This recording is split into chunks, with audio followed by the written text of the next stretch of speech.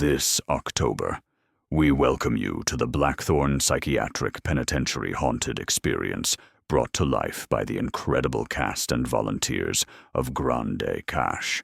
A portion of every ticket will go directly to Youth Connections, helping to support the vital programming they provide for the youth in our community. Dare to witness the legacy. Dare to face the forgotten. Dare to step inside. Opening night, October 16th at 1800, Pine Plaza at 7 p.m. and runs until November 2nd. The Forgotten Facility, the haunted legacy of Blackthorn Psychiatric Penitentiary. High in the unforgiving peaks of the Rocky Mountains, hidden beneath moss, rot, and twisted forest, lies a ruin the world was never meant to see again. Blackthorn Psychiatric Penitentiary. It was built in the early 1900s on the edge of a blackwater lake, a place where the mountains seem to lean inward, and the water never reflects the sky. The institution was secretly funded by the wealthy Kate Blackwood of Crescent Falls. Shattered by the drowning deaths of her twin daughters, Amelia and Beatrice, Kate poured her fortune into creating Blackthorn. She envisioned it as a fortress to contain the madness of the world, but there was cruelty in her devotion, for Blackthorn was built upon the very lake where the twins had met their doom. Their bodies were found by Eleanor Vey, Kate's nurse and lifelong confidant. Eleanor pulled them from the reeds, their hair heavy with weeds, their faces pale as moonlight. She never recovered from the horror. On her deathbed, she swore to remain by the water, to guard the children. Some say she kept her word. On still nights, a woman in a faded nurse's gown paces the shoreline, lantern in hand, whispering the names Amelia, Beatrice. But grief was only half the truth. Years later, a revelation surfaced more horrific than sorrow itself. The twins had not drowned by accident. Their therapist, Silas Creed Holloway, had led them into the lake, claiming he was cleansing them of possession. He sat beside their bodies for 13 hours, whispering, "They're clean now." Kate never knew. Believing he shared her vision, she raised Holloway to chief therapist of Blackthorn. But Holloway carried voices of his own, voices that demanded sacrifice. His secret might have remained buried, if not for a patient who discovered his blood-spattered journals. When the truth spread through the wards, it ignited fury. What followed was not a riot. It was a reckoning.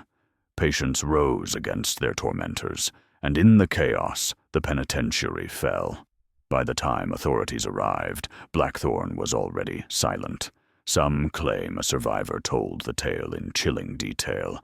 Others insist the witness was no living soul, but an apparition that dissolved before their eyes. No official record exists. The truth behind the walls.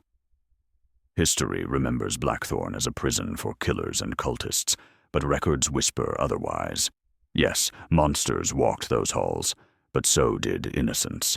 A wife condemned for disobedience, a son too frail to bear the family name, a girl whose only crime was drawing strange pictures.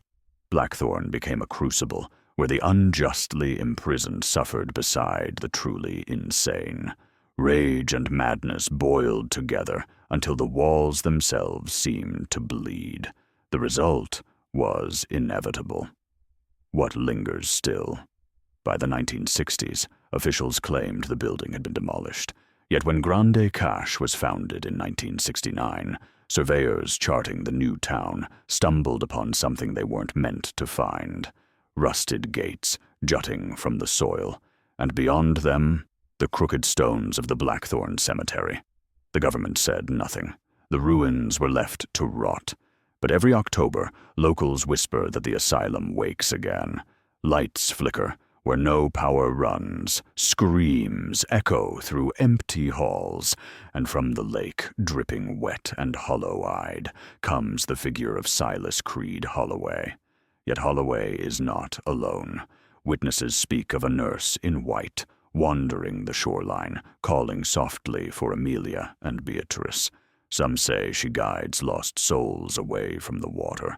Others insist she lures them in, forcing them to share the fate of the twins she could never save. Bound by grief and guilt, she watches both the living and the dead. Some call her a guardian, others call her a curse. Those who dare enter Blackthorn claim the walls breathe with memory, that the riot replays itself in fragments of shadow.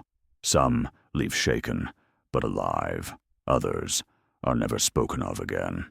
This October, the asylum will open once more. The lake waits, black and silent, beside the crumbling walls. Step inside, if you dare.